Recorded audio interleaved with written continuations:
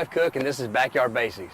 It's the end of February, almost March, coming off a state livestock show where we had a bunch of 4-H kids from both Peach and Taylor County that went and competed in the swine project and the beef cow project. And all of them did a really good job over there and were good representatives of Peach and Taylor County and the whole middle Georgia area. Like I said, it's the end of winter. We're rolling into March and it does not feel like the end of winter. It's going to be 80 degrees the next couple of days. Trees are blooming early, things are coming out early. One thing we do still have time to do is take care of our muscadines. Muscadines are one of the few fruit in Georgia that are fairly easy to grow. The number of pests, the diseases and things like that, they don't have many that get on them that cause problems. That's mainly because they're a native fruit. They're native to the southeast. A lot of them were discovered up around the Carolinas and things like that, places like that, South Carolina, North Carolina. But being native, inherently they don't have very many pests or very many disease or insect problems. But one thing that, like I said, they're easy to grow, they're easy to take care of and have muscadines, but they are neglected. They seem to be a neglected fruit. I don't know if it's because they grow so fast that people can't keep up with them, keeping them maintained so they are productive, or what it is. But we're going to talk a little bit about some things you can do to make them, keep them productive. And we're going to talk a little bit about pruning and how to prune, what you need to look for when you're pruning, and kind of rejuvenating some vines. We've got some vines over here at Fort Riley State that have kind of been let go for a little while. And I'm going to show you kind of what we've done with them. Working on a little bit today. Cut my hand, working on today. But we're going to talk a little bit about that. We've also got a special guest with us today, Samantha Price, who's with the Peach County Extension. She's actually an AmeriCorps member, and she worked with the 4-H, promoting 4-H and helping with fundraising and activities like that.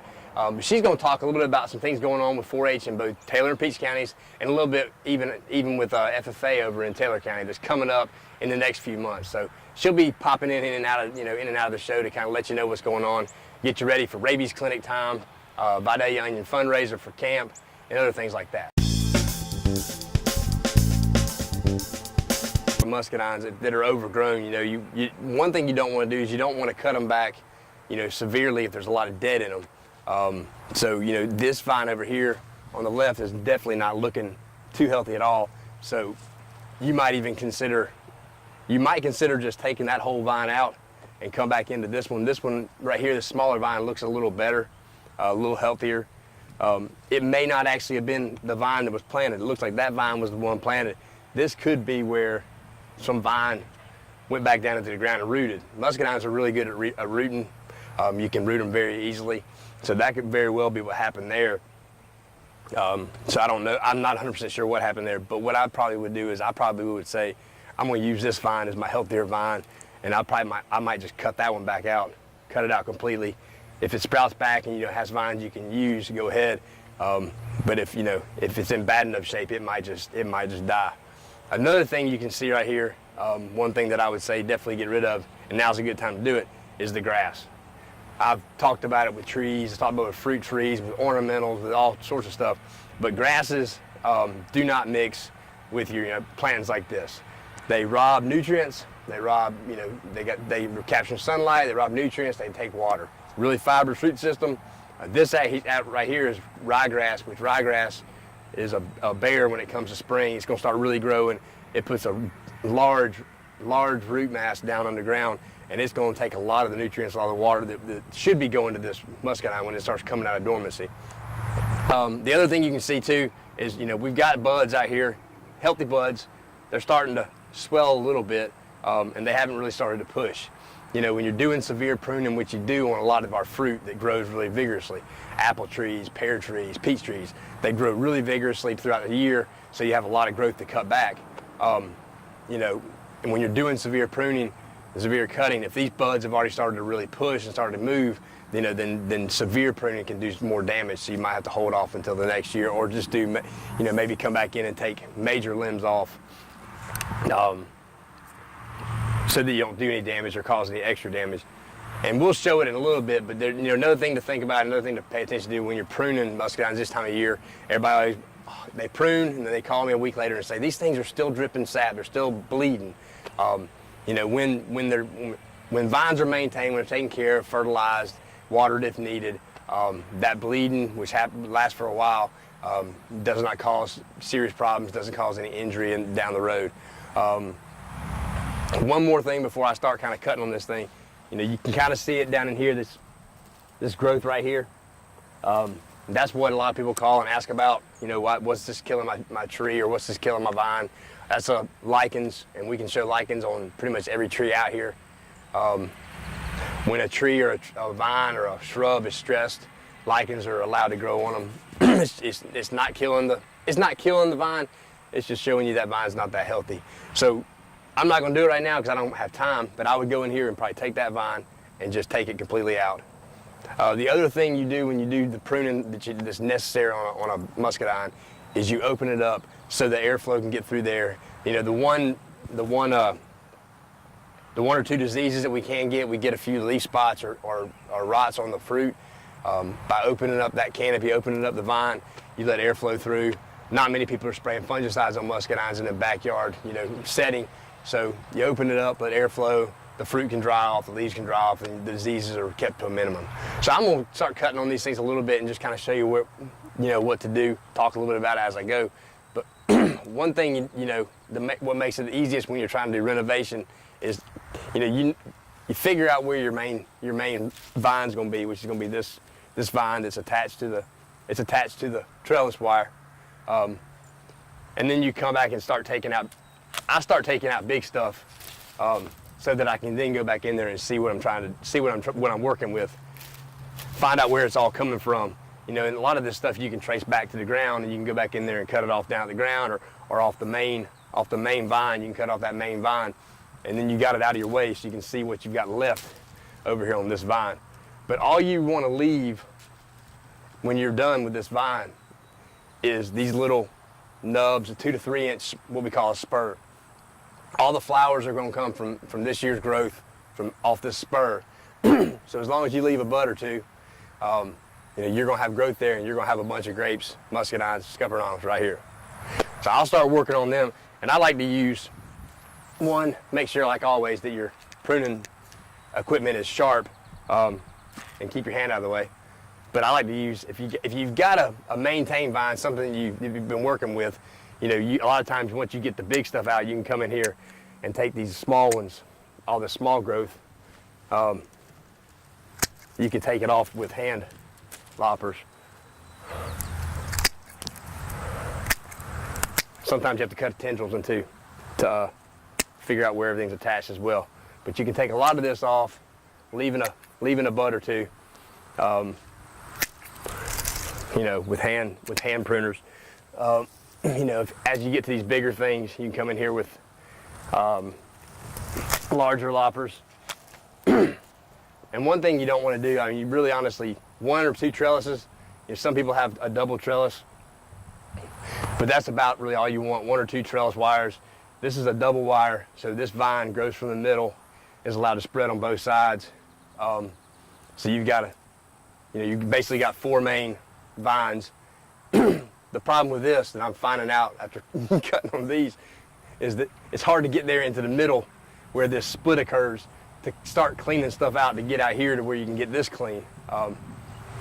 If you maintained it on a yearly basis, if you came in here every year and pruned stuff out, or came during the summer and removed a little bit prior to harvest, then it'd be a lot easier, if it's something you maintain.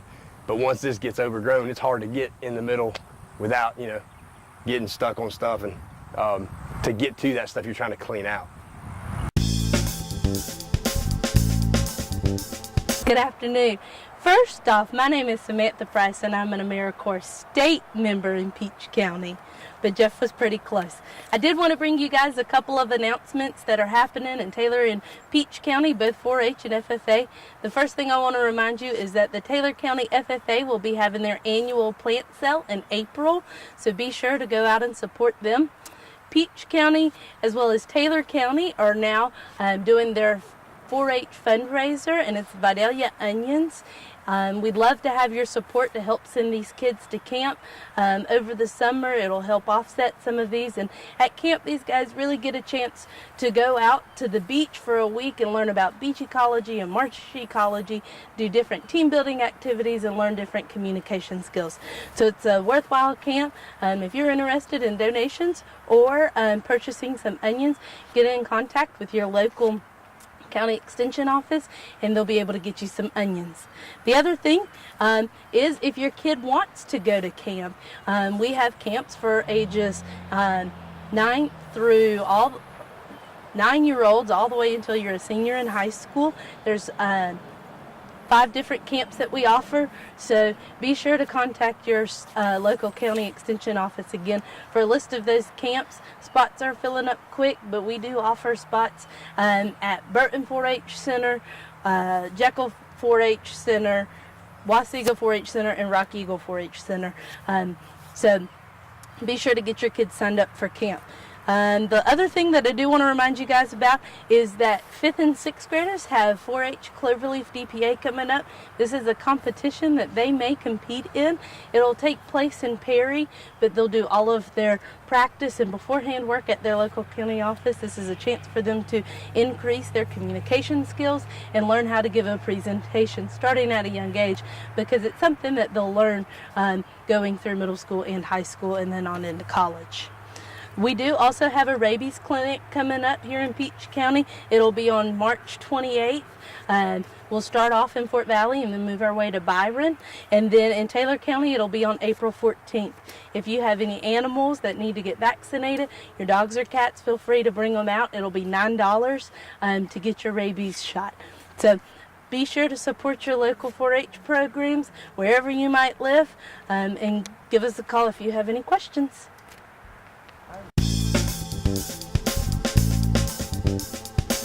All right, so this is the one that was a little overgrown. Hadn't worked on it until this year. We got it cleaned up pretty good, took some of the bigger stuff off, left a few little spurs. And like I tell most people most of the time, you can't really take too much off of a muscadine vine, especially this size of a vine, and it's in pretty good shape. Like I said, if it was a real rough looking vine, some dead spots to it, when you start cutting on it, you start seeing some dead brown areas. That severe pruning on something like that, you can cause some injury, but this one right here will be perfectly fine, and you'll have plenty of muscadines on this thing this coming year. One thing I didn't talk about earlier, and I'll talk on, and we'll go look at a vine that we pruned hard last year and then let it grow this year. If we pruned it hard last season, let it grow, we'll kind of look at the difference of what you see with the amount of growth that came back on it. One thing we didn't talk about is fertility. That doesn't take a lot of fertilizer to grow a muscadine, and it doesn't take a lot of water. You probably actually don't want to water them if we get normal rain during the summer, just if it starts getting really dry when you've got fruit on the vine. But with fertility, your basic triple tens or just a complete fertilizer once a year or twice a year with a little bit, a third of a cup twice a year would be fine. The one thing you want to make sure on muscadines is you have plenty of magnesium, and that can be accomplished. Vine this size, 1 tablespoon, maybe 2 tablespoons of Epsom salts, which is magnesium sulfate, early in the season will help out tremendously. They definitely like magnesium. So by doing that, or the magnesium from lime will also help. But just giving it that shot of magnesium early with the Epsom salts will help out tremendously on your muscadine production.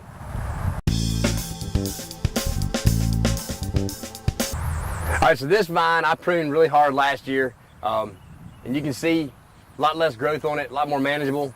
One reason it's more manageable, for one, is it didn't get any water on it last year, and it also was dry as can be during the summer, and I didn't control weeds around it. But I did prune it last year, so it's a lot more manageable this year. It had muscadines on it last year, so all you'd have to do on this is you cut these spurs back, which if we pan this way, you can see I've already cut a bunch off down there. But you've got a lot of spurs and a lot of area on this vine that's going to produce flowers for this coming season. We just need to get a little bit of fertility on it. And a little bit of water. Make sure we get some magnesium put out here. And we should have some muscadines. And I need to kill the grasses like I told y'all earlier. So hopefully this will help you a little bit on muscadines, help you get them back into shape if they're out of shape. If they are really, really, really woolly, and when I say really, these are fairly growthy and out of control, but if they look worse than this, you might want to kind of take it do a year by year thing, cut a little bit out 1 year, come back the next year, take a little bit more off until you get it back to a manageable vine. But this is a good time. Most of our fruit and trees and shrubs are starting to flower, so you still got plenty of time to prune them back, cut them back. One thing that does is when you can prune the wood out and take some flowers off, that's the cheapest and easiest and quickest way to remove a few fruit, which will in the end of the season will give you more and better and higher quality, larger fruit. With our peaches, our apples, things like that we usually have way too many fruit on, plums. If you can prune some wood out now, that should reduce the load on that tree and help increase size of the what fruit's left behind. We're still kind of up in the air, what this warm weather is going to do for peaches, plums, apples. We're starting to bloom. Our peaches are starting to bloom, maybe a little bit earlier on our low chill stuff. Our higher chill stuff, we really haven't started seeing blooms yet, so we're still kind of waiting to see. I guess the verdict's out. I know there's been a lot of press out there about what's it going to mean for the peach crop this year, so we're still kind of waiting to see. We're hoping for cool weather after bloom and no cold weather around that full moon in March and no cold weather around Easter, which is late this year. All right, well, thanks for joining me this month. I'd like to thank Samantha Price for being on the show and kind of giving you some updates of what's going on in Peach and Taylor County 4-H and a little bit with FFA. Get in touch with your agents, your teachers, see what's going on, see how you can get involved, see how you can help support your local 4-H and FFA groups. They do a lot of good stuff for the kids, give them a lot of extracurricular activities and a lot of things that kind of give them some enrichment to go with what they're learning in schools. I also learned from Samantha that the reason it's warm is because General Beauregard Lee saw a shadow. I thought it was just maybe La Nina or something like that, but now I know it's because of the groundhog. But hopefully, along with the jokes and the funniness, I hope that y'all did learn a little bit about muscadines. Maybe saw a little bit better, got a little better idea of how much you can cut them back, and they will be productive this year. They will produce fruit, and you will not kill them. So don't worry about the bleeding, and once you've cut them a little bit more, and you'll be really happy with what you get this coming year. As always, I'm Jeff Cook. This is Backyard Basics. We're from your backyard. And if you ever have a suggestion, please contact me at the office. Send me an email, call me. Let me know what you want to see on the show. Like I said, I've told people before, you give me a call, I might actually show up at your house and do some work for you just so I can get a good TV show. Thank you.